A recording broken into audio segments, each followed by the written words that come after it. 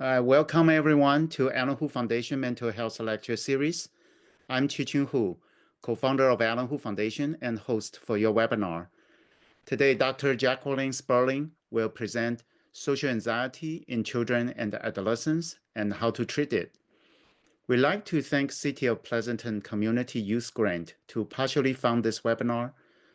We'd also like to thank Mental Health Association for Chinese Communities for providing simultaneous Chinese interpretation. And thank you to Ida Xiao for Chinese interpretation. This is the first time we are providing Spanish simultaneous interpretation. And thank you to Nancy Lopez for Spanish interpretation. Alan Hu Foundation's mission is to promote mental health, raise awareness and remove stigma surrounding psychiatric disorders, and support fundamental research for cures. Please consider making a gift to Alan Hu Foundation by using the donation link in the chat box. Thank you for supporting our programs. Today, it is our great honor and privilege to introduce Dr. Jacqueline Sperling. Dr. Sperling is a clinical psychologist, assistant professor in psychology at the Harvard Medical School, and the co-founder and co-program director of the McLean Anxiety Mastery Program at the McLean Hospital. She also is the author of the young adult nonfiction book, Find Your Fears: How to Put Social Anxiety in Its Place, and contributor for Harvard Health Publishing. Dr. Sperling specializes in implementing evidence-based treatments such as cognitive behavioral therapy and working with youth who present with anxiety disorders and/or obsessive-compulsive disorder. She also focuses on providing parent guidance by using treatments such as behavioral parent training to help families address children's internalizing and externalizing behaviors. In addition, Dr. Sperling is passionate about disseminating evidence-based information to the community, and she frequently speaks about the impact of social media use on mental health. Moreover, Dr. Sperling is committed to increasing access to care and participates in advocacy at the state and the federal government levels. This presentation will provide an overview of social anxiety disorder and the factors that are associated with the development of it. In addition, how social anxiety can manifest in different settings and how it can be treated will be reviewed. Lastly, what role caregivers can play in supporting the treatment of it will be discussed. This webinar is being recorded. Recordings will be available on the Alan Hu Foundation website and on Alan Hu Foundation YouTube channel in about 1 to 2 weeks. Please subscribe to Alan Hu Foundation YouTube channel. And following the presentation, there will be a Q&A session. Please use the Zoom Q&A function to submit your questions. The presentation is for educational purposes only. It is not intended for medical diagnosis. If you have any persistent symptoms, please seek professional help. With that, I'm turning to Dr. Sperling. Welcome, Dr. Sperling, and thank you for being here. Thank you so much for having me, and thank you for the kind introduction. It's a pleasure to be here with all of you. I'm going to share my screen. Okay.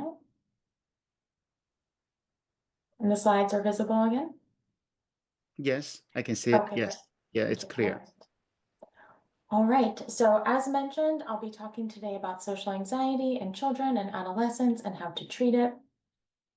And as also was referenced for disclosures, through the American Psychological Association's Imagination Press, I wrote a book for young adults called Find Your Fears: How to Put Social Anxiety in Its Place. So what are we going to talk about today? As referenced in the introduction, and just to review, we're going to talk about what is social anxiety and how does it show up? Because it's not the same for everyone. And what are some predisposing factors, or what may happen before social anxiety emerges? And what can you do about it? And also talk about what can parents or caregivers do about it? And some things to keep in mind when you are a parent or a caregiver who has a child who experiences social anxiety disorder, and have some time for questions. Okay. So what is social anxiety? Now, as humans, we are wired to connect with others and care what other people think about us.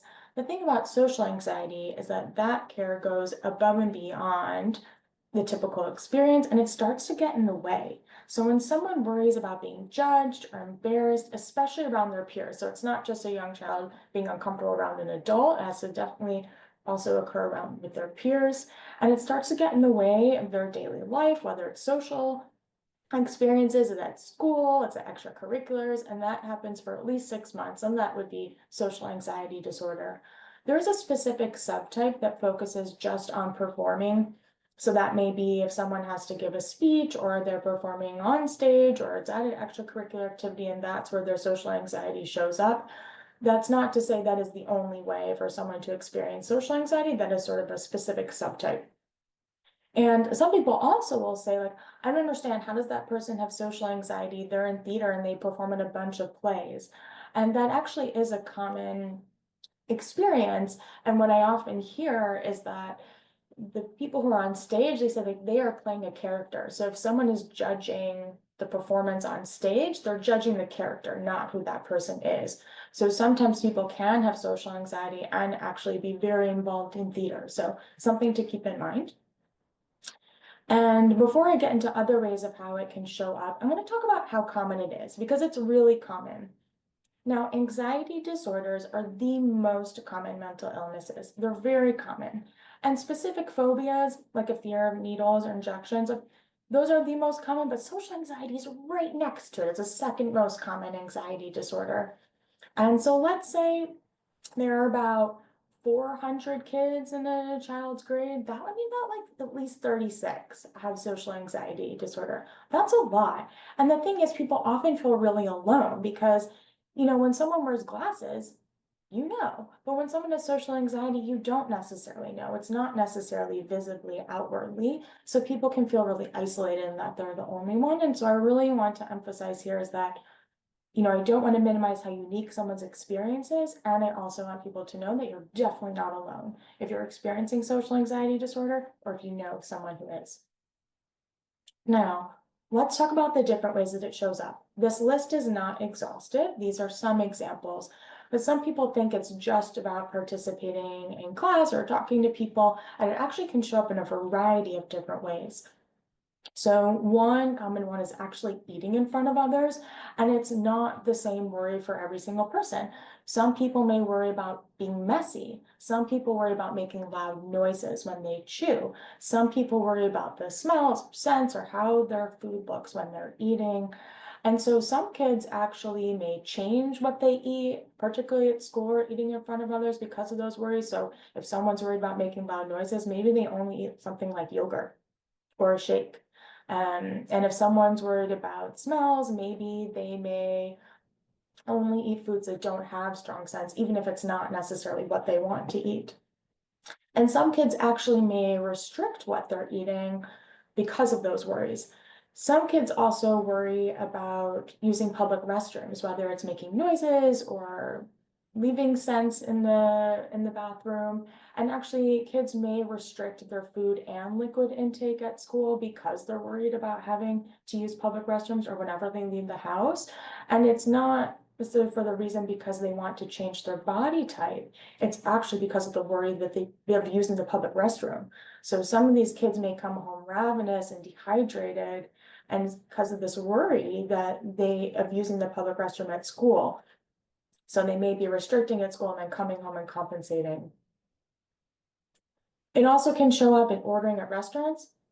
Some kids, it's all restaurants. Some kids, it could be just sit down restaurants, or maybe it's going up to the counter to fast food one. That's extra challenging. Also participating in class, and that's also not the same for every child.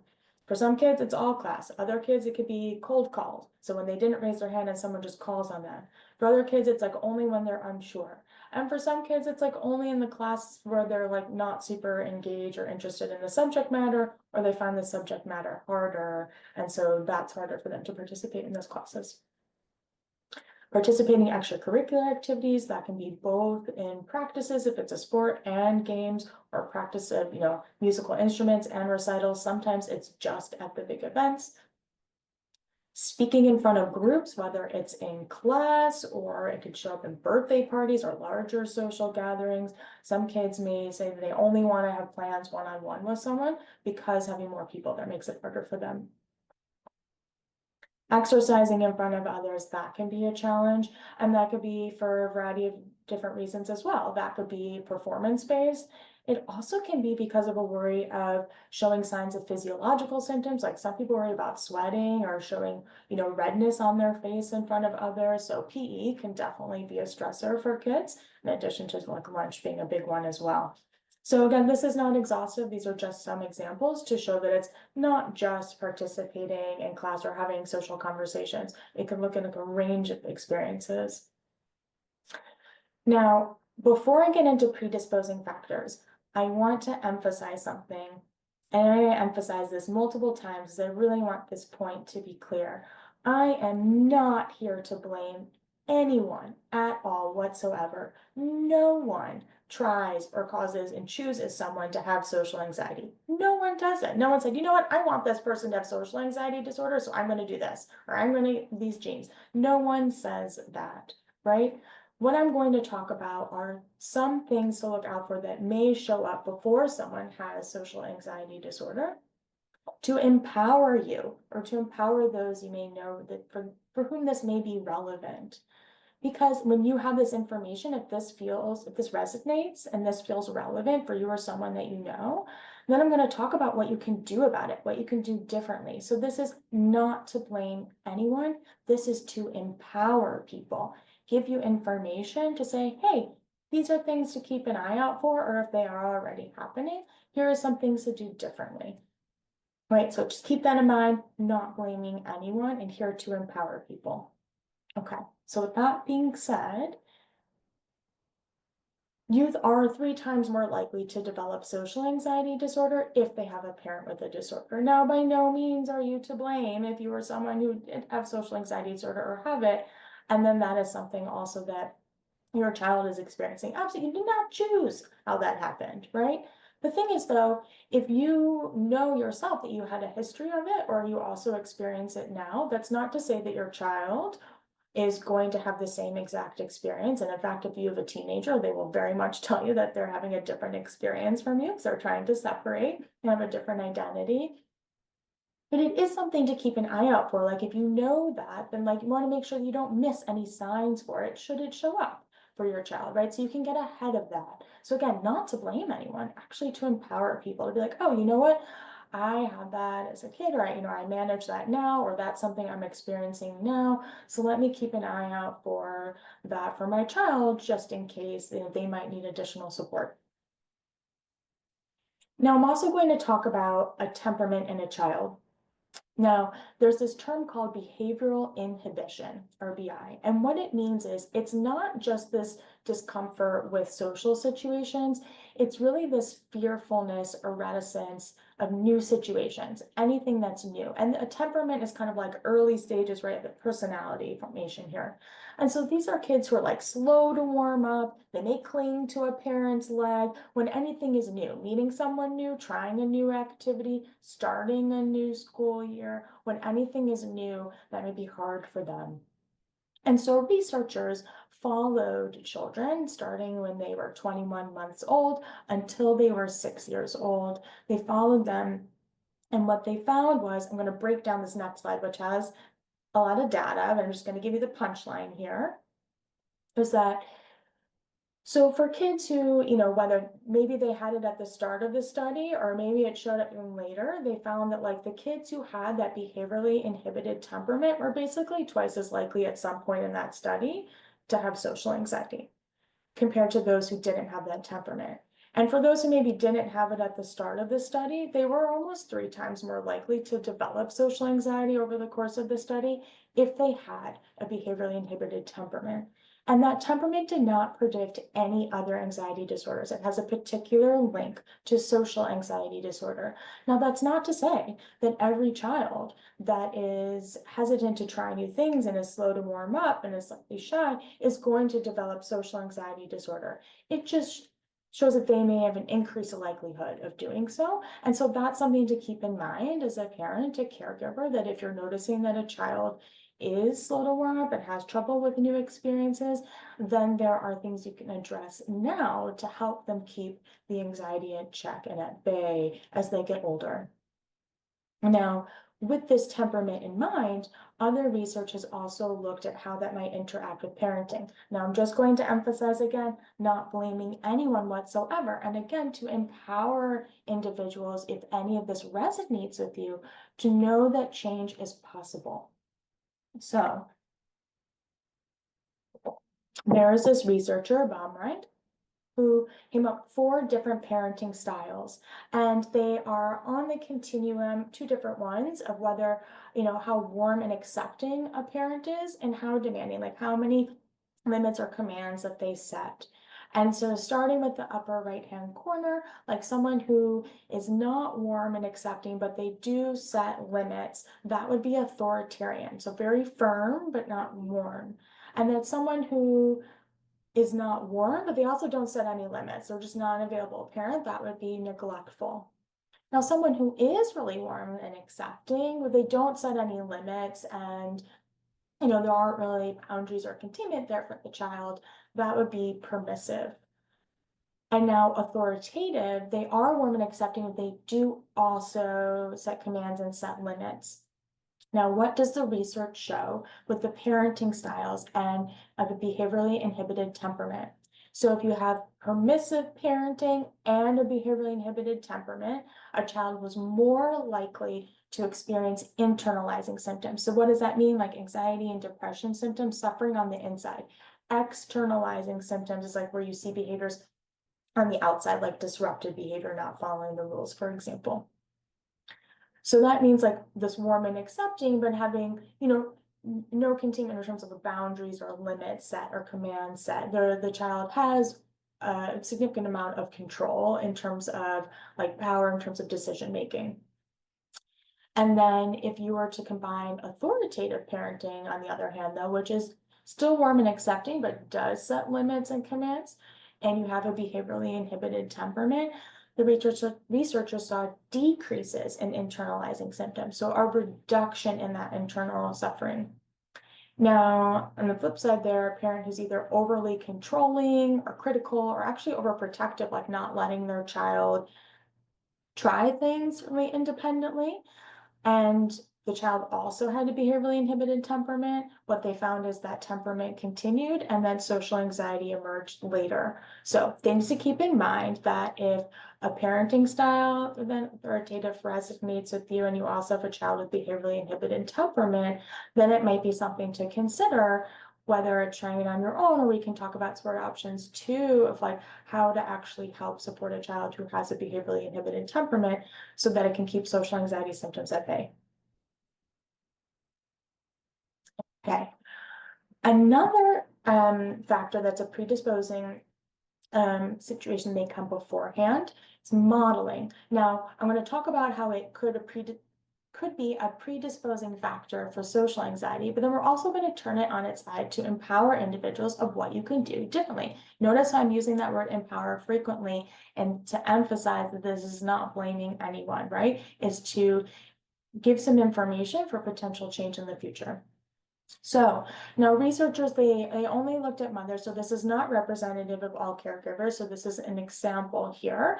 What they found was that mothers who were more anxious around strangers and provided less encouragement to speak, they had children who were more likely to show fearful responses to and avoidance of strangers. So if a mother or a parent, right, is, less likely to ask someone for directions, and they're like, what, I'm not going to ask that person, I'll just try to figure this out myself, or, what, why don't I just order through the app instead of ordering directly at the counter, then they're modeling avoidance, and their child is going to be more likely to do the same. But on the flip side, if you model approach behaviors and bravely interact with others and show that you can, that then can pave a path to show children that they can as well. So something to keep in mind. Now, we've been talking about what social anxiety is, how it shows up, what are some predisposing factors, what may happen beforehand, before its emergence. Let's talk about what you can do about it. And a treatment that is evidence-based, there's research to back it, is cognitive behavioral therapy, CBT, with exposure response prevention, ERP. It's alphabet soup in this field. And may see terms called well-established or the gold standard. So well-established means that research has shown that that it's been effective in more than one setting, right? So it's not just in one clinic it's been shown to be effective, it's been shown to be effective in multiple settings when they were using a structured manual, so people were following the treatment faithfully and it was shown to be helpful. It is that gold standard of treatment. And what does it look like? Well, the foundation of CBT looks at a three-component model, and the three components are thought, so cognitive, behaviors, behavioral, and therapy includes feelings. So thoughts, feelings, and behaviors are the components. And if you notice, the arrows are bi-directional. They go both ways. So it's not just that a thought connects to a feeling and then influences a behavior, or it starts with a behavior that affects a feeling and then a thought. They all affect each other. And CBT teaches tools to manage these components, sometimes multiple components at a time. There also is a special type CBT, which is that exposure and response prevention, or ERP.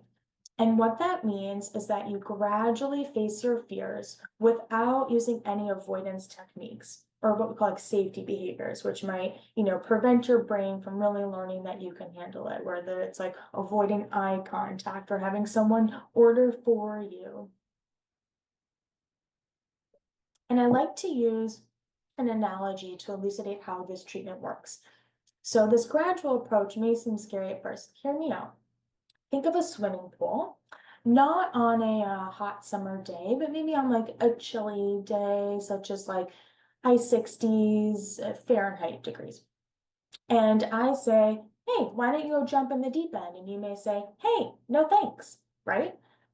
Okay. Well, what about dipping your big toe in the shallow end? How might that feel at first? And would you be willing? Okay, are you willing? And it probably would feel about like a little chilly at first. And I'm like, okay, after like 15 minutes, what would happen? Probably, just realize I could handle it. Okay, so how about dipping your next toe in? Okay, yeah, same thing. Maybe a little chilly at first, and after 15 minutes, I adjust and realize that I can handle it. So by the time you get up to your ankles, your knees, your waist, and up to your neck, if I then say, hey, would you be willing to dunk your head? Perhaps you might be more willing to do so, and you got your whole body wet that way. You could have gotten your whole body wet by jumping in the deep end, but that might have felt like a shock to your system.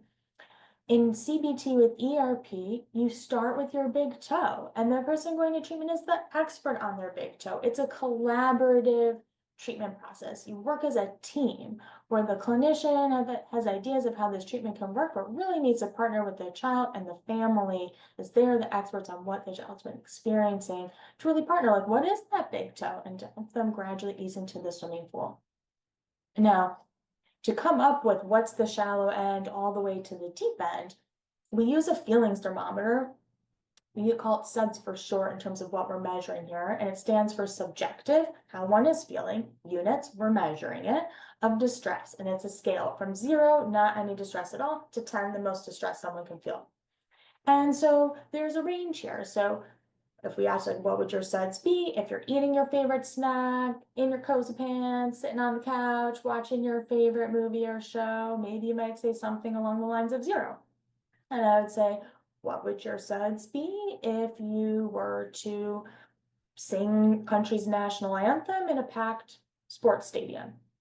Maybe you might say something upwards toward a 10, right? You can see there's a range. So we use this feelings thermometer to work with the child or teen who's in treatment and ask them like, what would your SUDS be in this situation? What would your SUDS be in this situation? And you help them build a bravery ladder, or what's called a fear and avoidance hierarchy, from the things they fear the least to the things they fear the most. And the thing is, after they start working on those lower rungs, what do you think happens to a ladder? Let's say it's leaning against my office door, and you start knocking off those bottom rungs because they've been mastering those situations and learning that they can handle them. That it starts going like this, right? The top of the ladder is no longer as far away. That height of the ladder changes. So what was feeling is one of the hardest things for them to approach now is more within reach, right? Just like that deep end of the swimming pool is now more within reach because they're no longer at the beginning of the shallow end. They've eased their way in. So that's how that gradual process works. That top of the ladder may seem really daunting at the start. Once they start to get some mastery as they work their way up the ladder, it may feel more within reach. Now, I'm going to talk about two models that have been used for exposure and response prevention. Now, why am I going to talk about two? Well, the first one, the habituation model, is what we used to use. Now, why am I talking about something that you used to use? Well, this one informs what we now use, which is the inhibitory learning model. And I also want people to feel like they're the best advocates for themselves. So should you seek a clinician who's implementing CBT with ERP, I want to be able to make sure that you are having someone who implements the inhibitory learning model. Let's talk about what each one is. So the habituation model uses a graph that I have here where time is on the X or horizontal axis, and those SUDs, that feeling thermometer, is on the Y or vertical axis.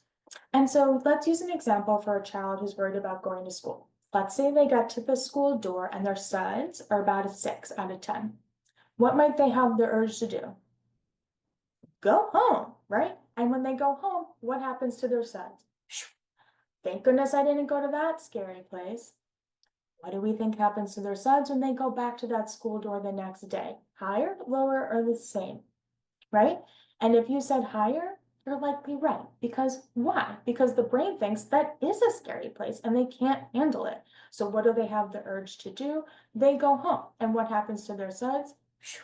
Thank goodness I didn't go to that scary place. And then if you anticipated that this process repeats, oh yes, it does. And it becomes this vicious cycle. They got to the school door, their SUDs are even higher, and then they want to go home, and then their SUDs go down. Phew, but then now that avoidance gets strengthened. And now school really does become a scary place because they're behind in their work. People may now be asking them where they've been. So the habituation model postulated that, let's say a child gets to the door and actually stays. What might happen? Well, might be a bumpy ride, but eventually emotions don't last forever. Their sides would come down as they learned that, you know what, they can handle it. And then what happens to their sons the next time they get to the school door? Higher, lower, or the same?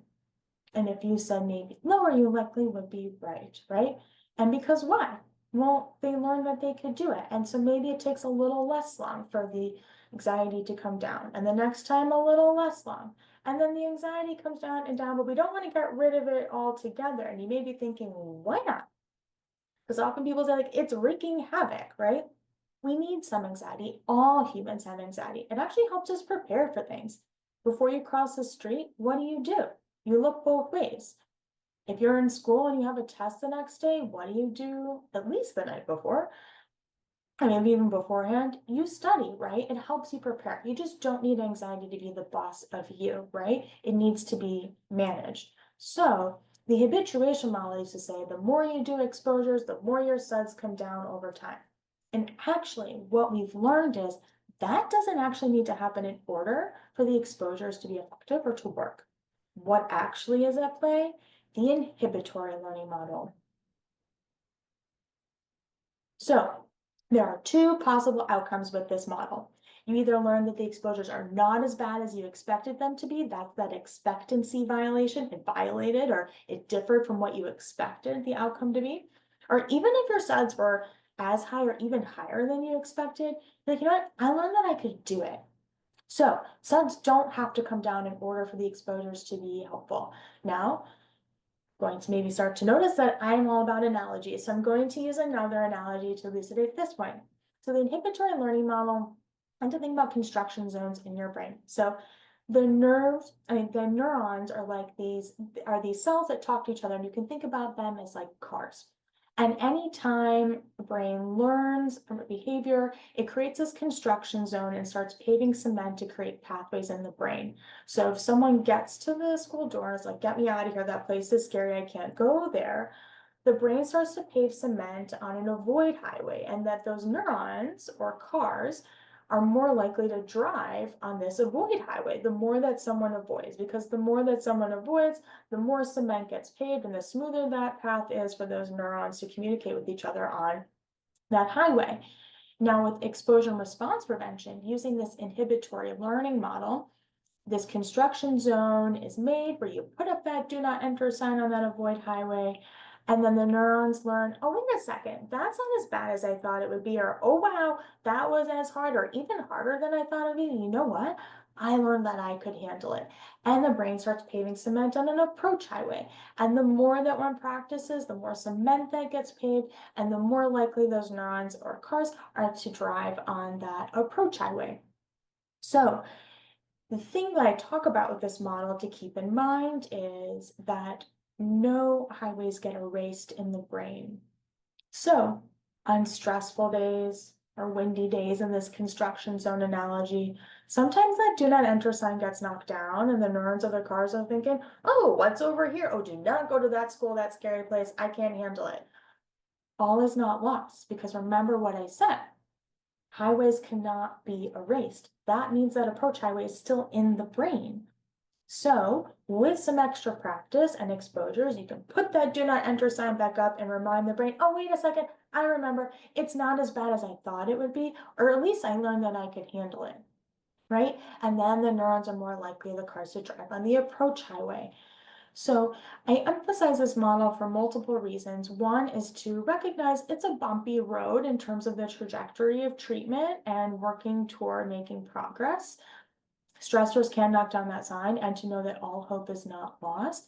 And to also know, because there can be some people who struggle with perfectionism, who think, oh my gosh, my SUDs were higher than I thought, I failed. You didn't fail. If you learned you could do it, did the exposure, that's a success. So to keep that in mind, if you did the exposure and learned you could do it, that's a success.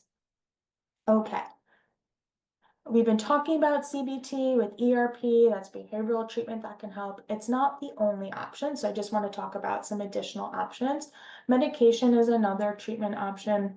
One class of medications that's been demonstrated to be effective are SSRIs, or selective serotonin reuptake inhibitors. And research also has shown that actually even combining medication with behavioral therapy can even amplify the effectiveness of treatment. And why do I have a picture of people playing basketball? Surprise, I have another analogy. So that's because I like to think of, some people think about like, oh, is medication going to change me, or why might I use medication? Now, look, I don't prescribe. I'm just here to sort of use an analogy to demonstrate how it might be helpful. Is that think about basketball players, professional basketball players, they still have to practice to keep their skills in shape and to keep making gains there, right? So they still have to practice. The CBT with ERP is like the practicing, right? But they also don't practice barefoot. They wear basketball shoes, and the basketball shoes give them a boost to help them play and help them when they practice. And that's, you can think about what medication can be like. It can help enhance or give kids a boost as they are working on this treatment. And medication is also not the only additional treatment option. There are also books out there. The book that I wrote is not the only option out there. I've given a website for ADAA, which is the Anxiety and Depression Association of America, a website that has additional resources for youth. So there's CBT, there's medication, there are books out there. And it's not to say that books necessarily supplant or replace treatment options. They can help people actually get started, particularly when people might find it hard to talk to someone who's new to them, or if you're on a wait list, that can be also a starting point. Or some people might find that like actually some of those tools give them a jump start and they're able to keep things on track. And sometimes I find it can be helpful to have an additional support person. Okay. So how do you find these treatment options? In addition, if it's not a book, if you're thinking about medication, CBT, pediatricians can be a helpful first contact, seeing if they know any local referral options for your family or for a family of interest. And it's not just kids or teens who can benefit from treatment if they have social anxiety. There also can be treatment for parents or caregivers that can address the social anxiety.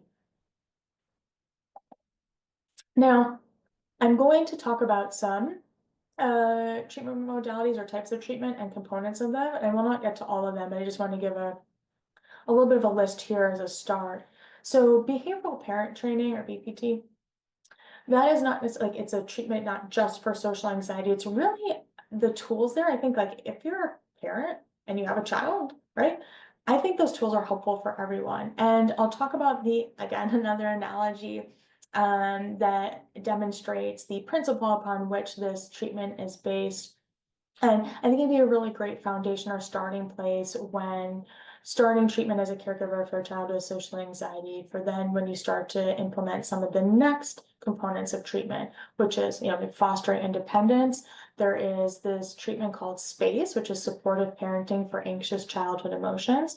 And that treatment is actually just for parents, if the kids don't go to the treatment, and it helps parents reduce accommodation, doing what the anxiety asks you to do in terms of avoidance. The thing is though, like, yes, SPACE is effective. I think actually using it in conjunction with these other components that I have on there can even enhance the treatment outcomes there.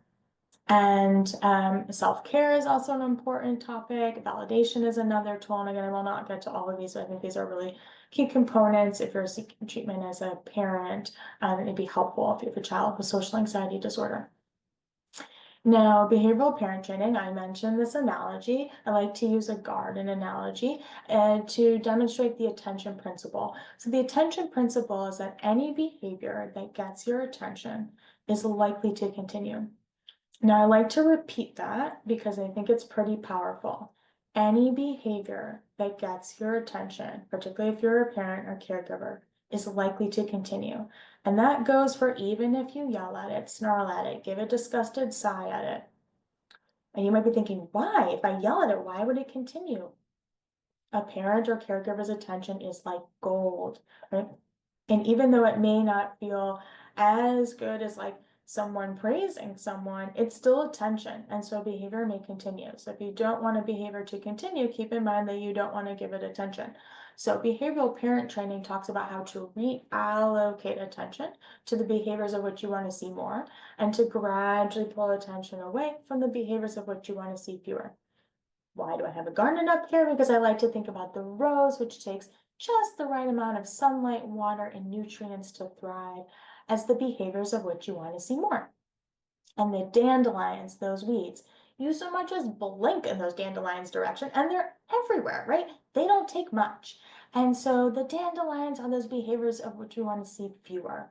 And so behavioral parent training works on starting with strategies that water the rose, and then talk about strategies that gradually pull attention away from the dandelions.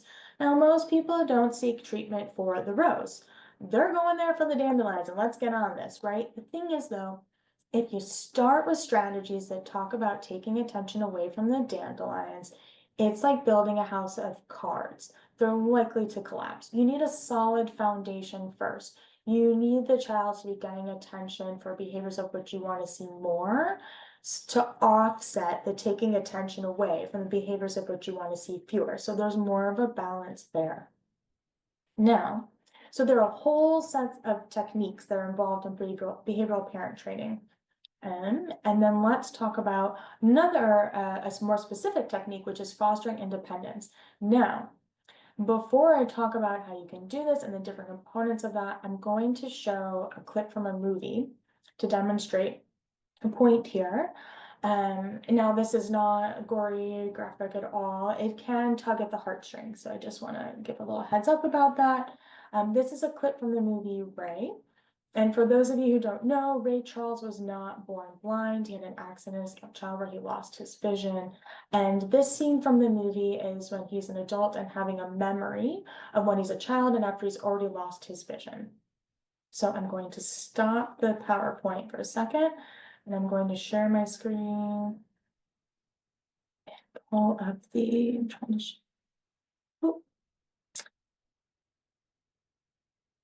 It looks like it's not letting me share my sound. I'm not sure if I need additional privileges for that. But the option to share my sound is not being granted if I show the video.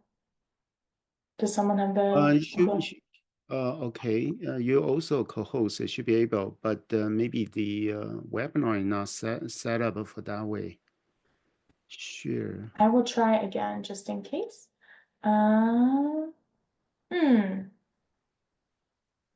Okay. I could try playing the clip, and if people can't hear it, I'm not sure, maybe it's automatically doing that. Please let me know. Send a message in the chat, and then I can just describe, I guess, what happens. Okay.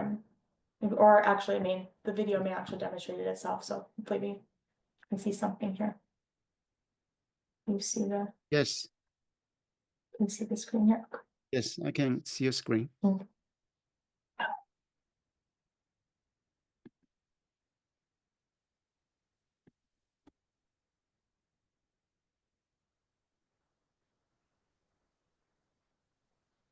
But there's no sound. There is no sound. Okay. It's not letting me grant sound.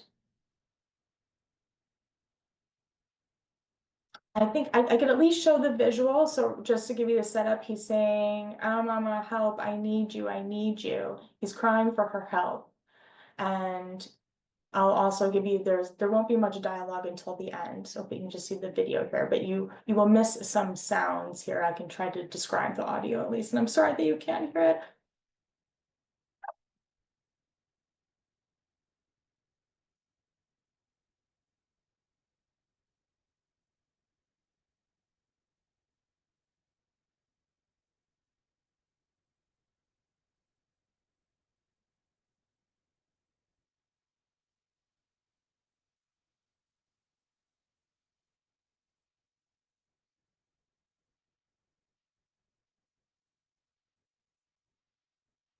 He hears the cowbell.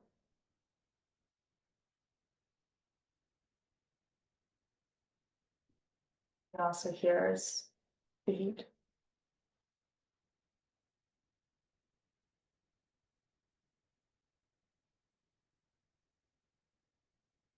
And he's hearing a crackling of heat.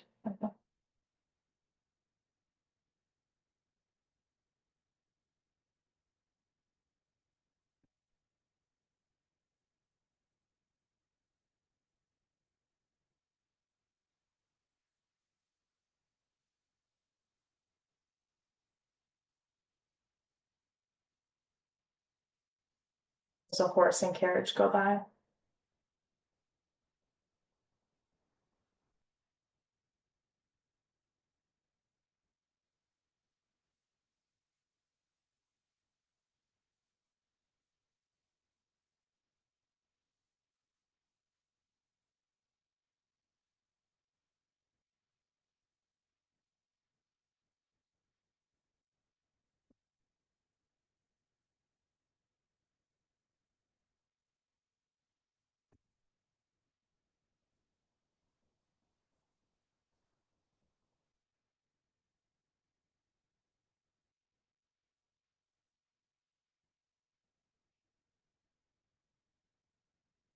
Your mama, you're right there.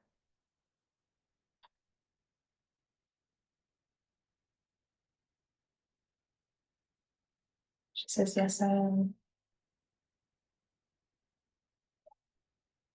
Why are you crying, mama?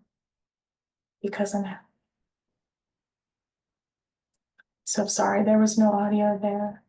Taking note of your reactions, I appreciate that can pull at the heartstrings. And just to recap, he trips and falls, he calls for her help. She doesn't step in. I imagine she was very much so pulled to do so. And he starts to notice things with his other senses. Now I got that is cinematography. I'm sure most women go back to the slides.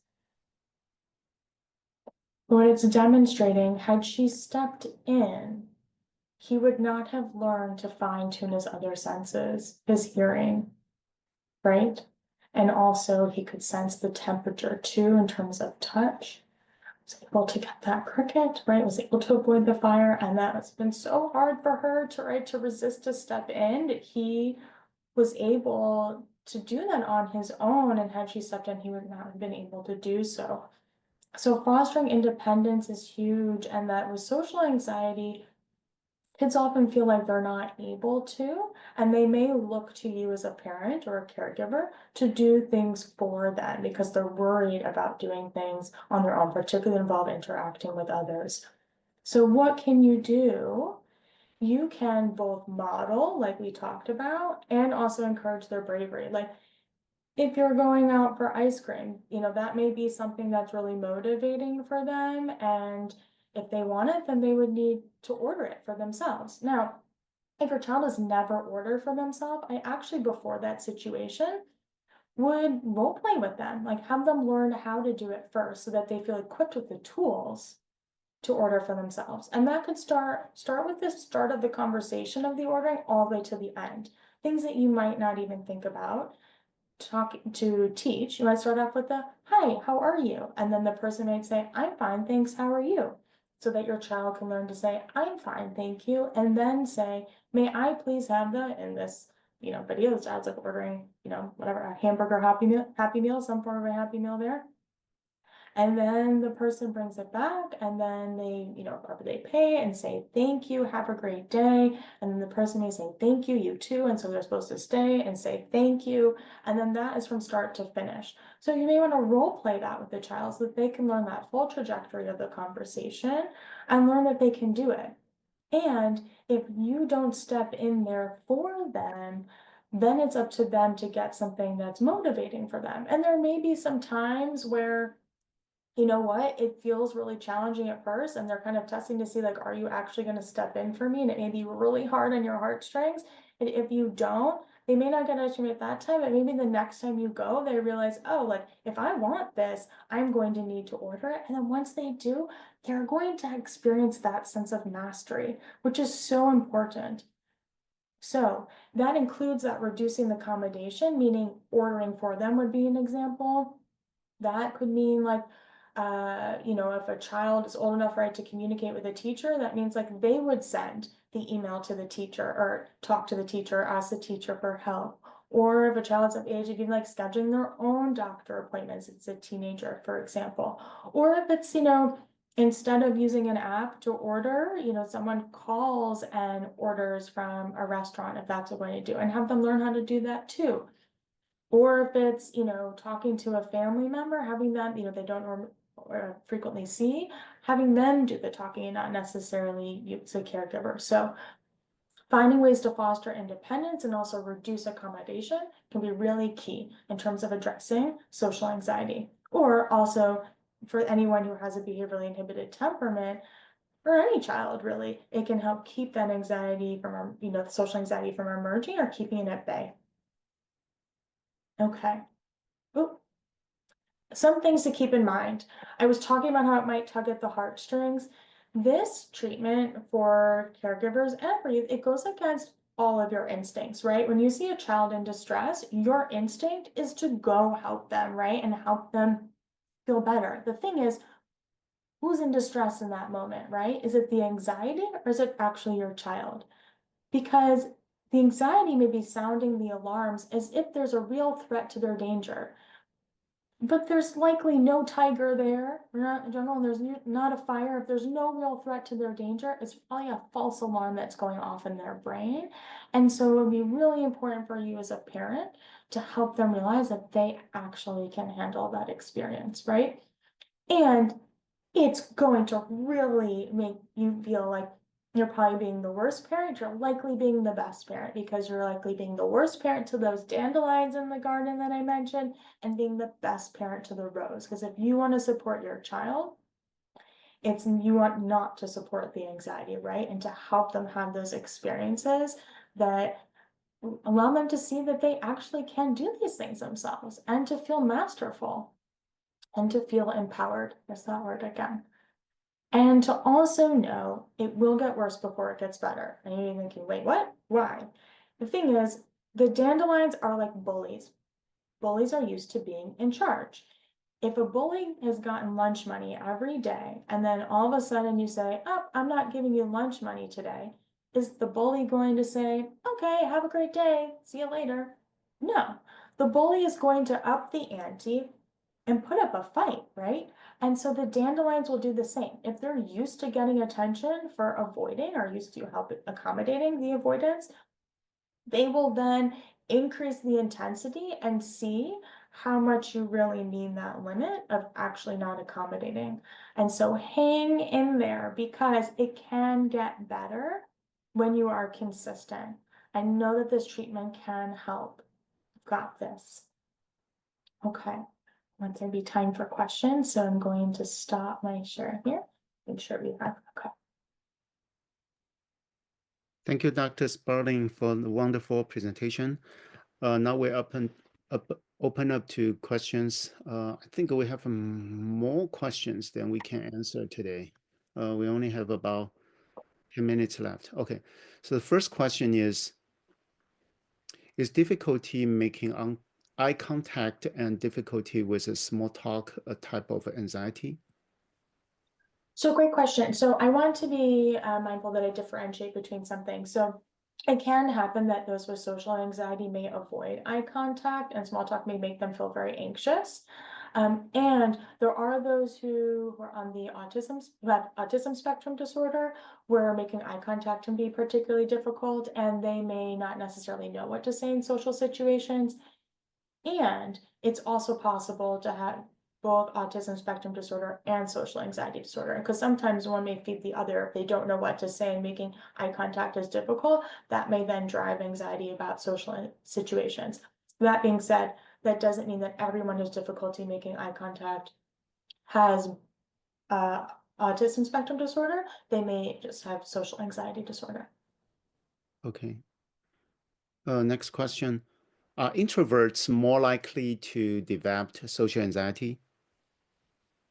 So in terms of if someone may be thinking like an introvert, if I would talk about it's a behaviorally inhibited temperament that's more likely to develop social anxiety. So that may also be, behaviorally inhibited temperament is kind of like the early stage of one may experience as a personality later on. So yes, someone who is an introvert may have had a behaviorally inhibited temperament be more likely to develop social anxiety. It's not a one-to-one, but everyone who identifies as an introvert has social anxiety disorder. Okay. What skills and strategies are useful and age appropriate as adolescents mature? So what skills are age appropriate for What adolescents as they skills and mature? strategy are useful and age appropriate as adolescents mature? For social anxiety disorder? Social anxiety, yes. So there are tools within cognitive behavioral therapy with exposure and response prevention that help kids and teens gradually face their fears. Ultimately, if you're thinking about like what you as a caregiver can do, it would be those components that I talked about, right? With the behavioral parent training, the reducing accommodation, fostering independence, the tools for validation and self-care. For the youth, it's really about them practicing these different situations, putting themselves out there, interacting with others, and showing that it's either not as bad as they expect it to be, or even if it was, they learn that they could handle it. Okay. Can you give a couple of concrete actions that an authoritative parent in a BI situation would do? Sure. So you think about in terms of like, you're exuding warmth, you're kind, you're loving, supportive, right? There is that warmth, those hugs come in there, and you spend time right with the kid. But in terms of, there also are limits, right? So you ask them to do things and they must follow through with those things, right? That the child is not necessarily in charge. So maybe you have some like chores or responsibilities, or maybe like when they finish their homework, then this may happen, right? And so that there are these limits or expectations, or they have to come home at a certain time, or in order to have this privilege, this needs to happen, right? That you are warm as a parent in general in the process, but also you're warm as a parent, but also in the process of setting limits too, that they are, that they maintain in place. The kids don't see that they can push or test those limits and that they are there. Okay. How do we differentiate between a shy child and an anxious child? Is talking for the child stopping them from learning to engage socially? Is talking for the child stopping them? Sorry. Oh, Yeah, talking as you're talking yeah, for them. basically for the Yes. child. Yeah. So people often sort of think about like shy can also be like along the lines of that behaviorally inhibited temperament. As I said, it's not to say that every child with that temperament goes on to develop social anxiety disorder and they are more likely to do so. And there are things you can do as a caregiver, right, to actually, not talking for them is a great example of ways to help them practice developing those tools and realizing that they can do it. Okay. Is forcing a child to experience an anxiety trigger repeatedly helpful or harmful? So it's a collaborative treatment. No one forces the child to do anything. They actually are on board and like they are choosing, okay, like I'm going to try doing this exposure. And they're doing them with the clinician and learning that they can do it. So it's really a collaborative process. Like the child is really empowered to know, like, your big toe best, right? And we partner with them to gradually work their way up to that bravery ladder, with caregiver support as well, because caregivers have priceless insight as to what can be challenging and what may not. And even if a child or teen is not motivated to do the treatment, like I said, there are those parenting interventions that still can make change, even if the child's not motivated. But no one, no one forces a child to do exposures. If you reduce accommodation, like you're going out for ice cream, you're not forcing the child to order. If they want to get the ice cream though, then they would need to order. But again, you're not forcing them. If they choose not to do it, then they don't get the ice cream. But the ice cream is like a bonus, right? It's a treat. So that's something where you're not forcing someone to do something, but if you reduce your accommodation, the child then has an opportunity to grow. Okay. At what stage of brain development does social anxiety usually occur? Any idea what mechanism connects anxiety to temperament? Mm. So the average age of onset for social anxiety is rather a start of adolescence, the teenage years, and that's, because peers become especially important. That being said, I work with many young kids who have social anxiety disorder. So it's not to say that it only starts in the teenage years. It for sure can start earlier. And like I mentioned with that temperament, there are signs usually early on. In terms of areas of the brain, it's often that, the amygdala, the fear center is very much so involved. And what often happens is that, we have this autonomic part of our brain that happens automatically, and there are two parts of it, right? There's the sympathetic nervous system, which is, sounds the alarms when there are threats to our safety, and then the parasympathetic nervous system, which calms things down. And oftentimes with anxiety, it actually activates that alarm system because the brain actually thinks there's a threat to its safety when there actually isn't. So the treatment is really about retraining the brain to be like, hey, wait a second, this is a false alarm. This is not a threat to your safety. And it helps settle that fear circuit in the brain to actually realize, oh, wait a second, there's no threat here. We don't need to sound these alarms. We can calm things down. What differences are highlighted between the two ERP models? Oh, the habituation model used to say the more you do exposures, your SUDS will come down. And with the inhibitory learning model, your SUDS don't need to come down in order for the exposure to work. So if someone's SUDS were a 6 and they went up to a 7 during the exposure, yet they still learned that they could do it, that's a success. So for someone to know, like, it really doesn't matter, like your SUDS moving down. If you did it, that's a success. Okay. If the child has adapted to the anxiety situation and has no motivation to engage in therapy, what is the best parenting response? Mm. Well, in that time, then you can do the parenting interventions, right? As I mentioned, like space and behavioral parent training, those other components with the self-care and the validation, fostering independence. Those are all parent-based where the child does not have to attend treatment. There's still something you can do, even if the child's not motivated yet. Because Okay. by changing the environment, the anxiety has no choice but to adjust. Okay.